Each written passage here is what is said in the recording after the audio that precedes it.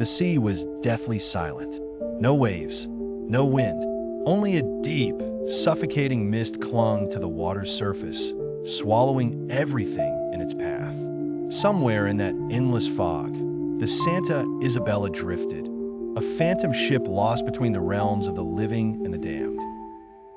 Captain Rodrigo Velasco was still at the helm, but he was no longer the man he had been. His hands gripped the wheel with unnatural force, his fingers bone white and stiff. His eyes, once sharp and full of life, were now hollow voids, reflecting nothing but the dark abyss that had claimed him. The ship was no longer his to command. It was the island's, and he, like his cursed crew, was its prisoner. The deck beneath him creaked and groaned, the wood warped and rotten, yet somehow unbreaking. Black mist slithered through the air, whispering in voices that did not belong to this world. His men stood frozen along the railing, their bodies petrified in unnatural postures, their mouths twisted in silent screams.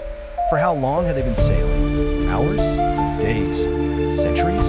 Rodrigo did not know. Tom did not move in his forsaken void. The stars had long since disappeared. The moon was a faint memory, its light swallowed by the shadows.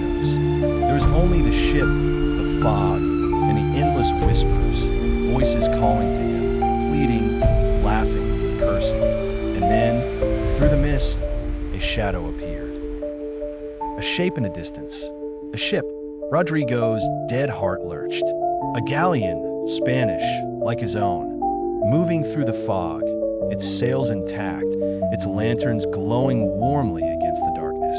A real ship, a living ship, a way back. Rodrigo's hands trembled as he reached for the ship's bell, his fingers claw-like, barely human anymore. He rang at once, a hollow, ghastly sound that rippled through the void. The other ship did not change course. It did not turn. Then a voice echoed across the water, Santa Isabella. But it cannot be. The ghost ship? Rodrigo's breath hitched. The sailors on the living ship had seen them. They were real. His body, despite its rigid, half-dead state, strained against the invisible force binding him to the helm. He had to warn them. He had to stop them from coming closer. He forced his mouth open, but no sound came. The fog twisted. Shapes moved within it, shadowy, crawling things with too many limbs. The crew of the other ship, oblivious to the warning signs, prepared to hail him. "Turn back," Rodrigo screamed, but his voice came out as a guttural, unnatural wail, the sound not meant for human ears. Too late. The mist swallowed the other ship whole. For a moment, there was silence. Then, the screams began. Rodrigo watched in mute horror as the ship splintered apart before his eyes, its sails torn by invisible claws, its masts twisting into grotesque shapes. Men shrieked, their bodies ripped into the fog, their faces stretched into expressions of eternal agony.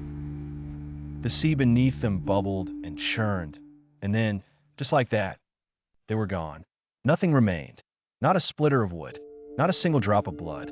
Only the fog, only the whispers. Rodrigo turned back to his own ship, his face a mask of horror.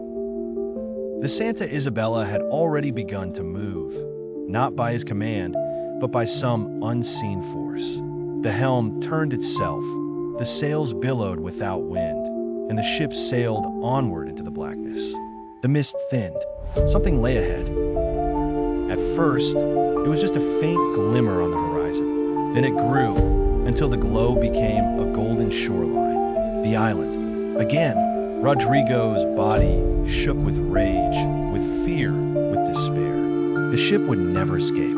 It always returned.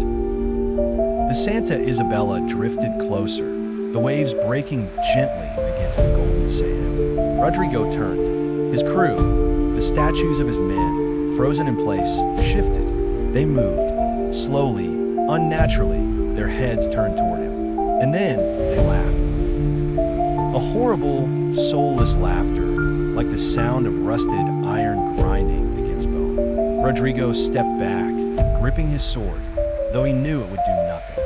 The ship moored itself without anchor. The gangplank lowered on its own. The island welcomed them home. Rodrigo, breathing heavily despite his lifeless form, felt a presence behind him. He turned slowly. There it was, the golden masked figure, the insatiable ghost. It had been waiting. "You belong to me now, Captain." Rodrigo clenched his jaw, but he could not speak. "Come," the figure said, its voice a sickening mix of a whisper and a growl. "Come and see your new kingdom." Rodrigo felt his feet move, not by his own will, but by the island's curse. He descended the gangplank. The golden sand shifted beneath his boots, whispering secrets. The jungle parted for him, the twisted trees bowing in mock reverence. He stepped into the golden city once more. But this time, the statues of the lost sailors were not silent. They watched him. Their eyes followed him. And as he passed, their lips moved, whispering his own name.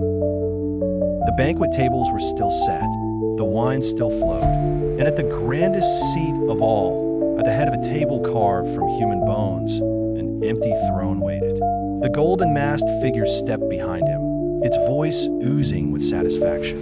"Sit, Captain." Rodrigo trembled. "Sit and rule." He turned his head, looking back toward the shore. The Santa Isabella was already gone. The sea was empty. There was no escape. There never had been. Rodrigo's breath shuddered. He had been the island's prisoner. Now he was its king. Slowly, with hands that no longer felt like his own, he sat upon the throne of bone, and the golden city came alive. The music resumed, the laughter echoed, the banquet roared back into motion. The ghosts welcomed their new ruler. And from the fog, another ship appeared, another crew, another doomed voyage to the island that was always hungry. The end.